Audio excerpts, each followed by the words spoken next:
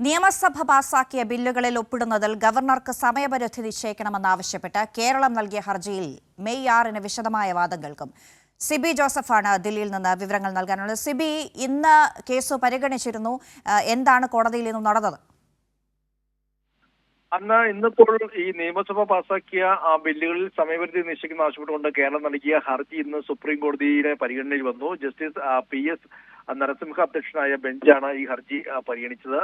ഇതിൽ പ്രധാനമായും കഴിഞ്ഞ ദിവസം തമിഴ്നാടിന്റെ ഹർജിയിൽ ഗവർണർക്കും രാഷ്ട്രപതിക്കും സമയപരിധി നിശ്ചയിച്ചുകൊണ്ട് ജസ്റ്റിസ് JB പർദിവാല അധ്യക്ഷനായ ബെഞ്ച് ഒരു ഉത്തരവിട്ടിരുന്നു.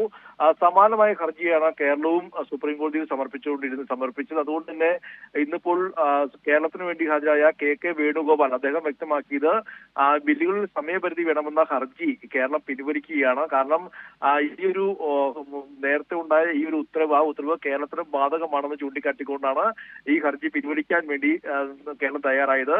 എന്നാൽ ആ നീക്കത്തെ കേന്ദ്ര സർക്കാർ ശക്തമായി എതിർക്കുകയും കേന്ദ്ര സർക്കാരിന് വേണ്ടി ഹാജരായ അറ്റോർണി ജനറൽ ഈ ഒരു കാര്യത്തിൽ വിശദമായ വാദം കേൾക്കണം.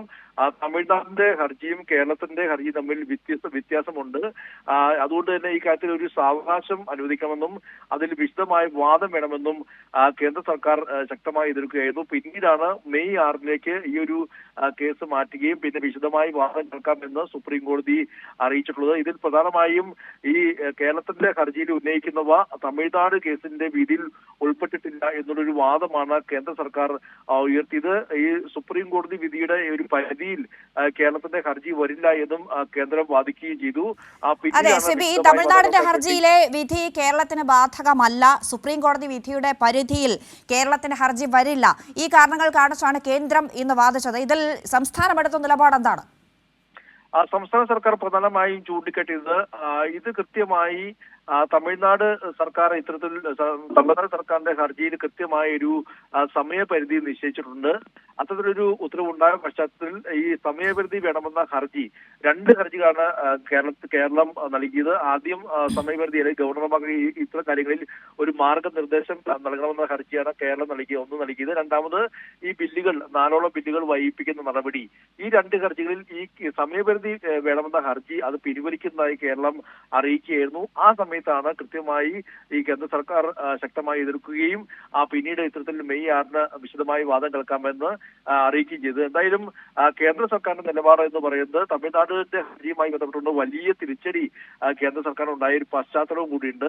ആ ഒരു വിഷയത്തിൽ ഇപ്പോൾ കേരളത്തിന്റെ ഹർജി സമാനമായി എത്തിയപ്പോൾ അതിനെ ശക്തമായി എതിർക്കുവാനും പിന്നീട് അതിൽ ഒരു വാദത്തിലേക്ക് പോകാനുമാണ് കേന്ദ്ര സർക്കാർ തുനിഞ്ഞത്. അതിന്റെ ഭാഗമായിട്ടാണ് ഈ ഒരു ഇത്തരത്തിലൊരു എതിർപ്പ് വന്ന പശ്ചാത്തലത്തിൽ വിശദമായ ഒരു വാദത്തിലേക്ക് പോകാമെന്ന് സുപ്രീം കോടതി തീരുമാനിച്ചത്. എന്തായാലും ഈ വിശദമായ വാദത്തിലേക്ക് പോകുമ്പോൾ സ്വാഭാവികമായും കേരളം കൃത്യമായ സമയപരിധി ഉൾപ്പെടെയുള്ള കാര്യങ്ങളിൽ ഒരു കൃത്യമായ ഒരു നിലപാട്, കൃത്യമായൊരു നിർദ്ദേശം കേരളം ആവശ്യപ്പെടുമെന്ന കാര്യത്തിൽ സംശയമില്ല. എന്തായാലും കൂടുതൽ വാദത്തിലേക്ക് ഇന്ന് പോയില്ല. മെയ് 6-ന് വിശദമായ വാദം ഇതുമായി ബന്ധപ്പെട്ടുകൊണ്ട് നോക്കാം. തമിഴ്നാടിന്റെ ഹർജി കേരളത്തിനും ബാധകമാണോ അല്ലെങ്കിൽ തമിഴ്നാടിന്റെ ഉത്തരവ് കേരളത്തിന് ബാധകമാണോ എന്ന് അന്ന് പരിശോധിക്കാമെന്നും സുപ്രീം കോടതി അറിയിക്കുകയായിരുന്നു.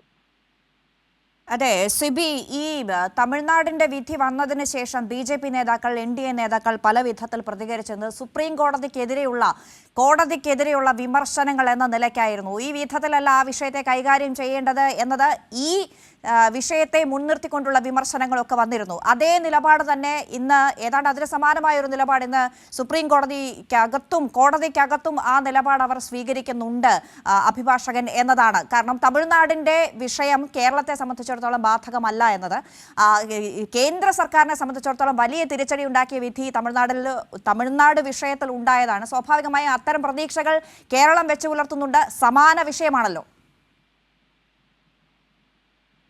തീർച്ചയായും. കാരണം ഈ ഒരു തമിഴ്നാടിന്റെ ഹർജിയില് സമയപരിധി നിശ്ചയിച്ച ഈ ഒരു വിധിയെ അതൊരു പൊതുവിധിയായി കേന്ദ്ര സർക്കാർ അംഗീകരിക്കുന്നില്ല എന്നുള്ളതാണ് ഇന്നത്തെ ഒരു കേന്ദ്ര സർക്കാരിന്റെ എതിർപ്പിലൂടെ നമുക്ക് മനസ്സിലാക്കാൻ കഴിയുന്നത്. അതാണ് കേരളത്തിന് വ്യത്യസ്തമായ സാഹചര്യവും തമിഴ്നാടിന്റെ ഹർജി വ്യത്യസ്തവുമാണ് എന്ന് കേന്ദ്ര സർക്കാർ ഇന്ന് വാദിച്ചത്. മാത്രമല്ല ജുഡീഷ്യറി ആണോ അല്ലെങ്കിൽ പാർലമെന്റ് ആണോ ഈ നിയമനിർമ്മാണ സഭകളാണോ വരുന്നത് എന്നുള്ള ചോദ്യങ്ങൾ കേന്ദ്ര സർക്കാർ ഉയർത്തുകയും പ്രത്യേകിച്ച് ഉപരാഷ്ട്രപതിയും രാജ്യസഭ ചെയർമാനുമായ ജഗദീപ് ധൻഖർ അടക്കം പരസ്യമായി ജുഡീഷ്യറി അവഹേളിക്കുന്ന രീതിയിൽ പരാമർശമുണ്ടായി. BJP MP ആയ നിഷികാന്ത് ദുബെ ഇത്തരത്തിൽ പാർലമെന്റ് പൂട്ടാം എന്നുള്ള രീതിയിലെല്ലാം തന്നെയും അതിരുകടന്ന സംസ്ഥാനങ്ങൾ അദ്ദേഹത്തിന്റെ ഭാഗത്തുനിന്നുണ്ടായി. അങ്ങനെ BJPയുടെ കൃത്യമായ നിലപാടുകൾ അവർ പരസ്യമായി ജുഡീഷ്യറിക്കെതിരെയും സുപ്രീം കോടതിക്കെതിരെയെല്ലാം തന്നെയും പോകുന്ന ഒരു പശ്ചാത്തലം ഉണ്ടാവുകയും അത് വിവാദമാകുന്ന ഒരു രാഷ്ട്രീയ സാഹചര്യം കൂടി ഇപ്പോഴുണ്ട്. അത് തന്നെയാണ് ഇന്നിപ്പോൾ കേന്ദ്ര സർക്കാർ ഈ കേരളത്തിന്റെ സമാനമായ ഹർജി എത്തിയപ്പോൾ ശക്തമായി എതിർക്കാനുള്ള കാരണവും.